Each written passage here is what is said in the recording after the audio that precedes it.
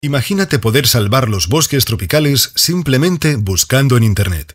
No todo el mundo es consciente de que realizar búsquedas en Internet produce muchas emisiones de CO2. Los buscadores funcionan con enormes redes de servidores que consumen grandes cantidades de energía.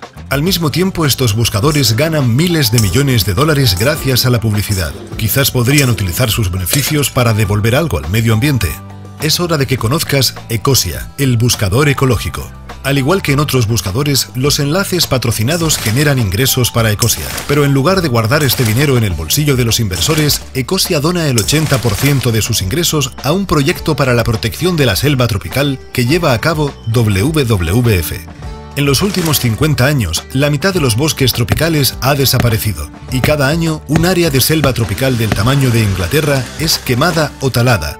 La deforestación de la selva tropical causa el 20% de las emisiones globales de CO2, así que salvar los bosques tropicales también significa salvar los pulmones de nuestro planeta. Además, la selva tropical es el hogar de millones de especies. Los usuarios de Ecosia pueden ayudar a proteger un pedazo de selva con cada búsqueda sin pagar un solo céntimo. Buscando con Ecosia, estás ayudando al medio ambiente con una actividad que realizas a diario. Con muy poco puedes hacer mucho.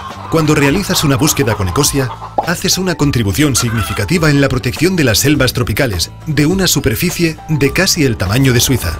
Por favor, empieza a usar Ecosia hoy y haz de tus búsquedas una ayuda ecológica.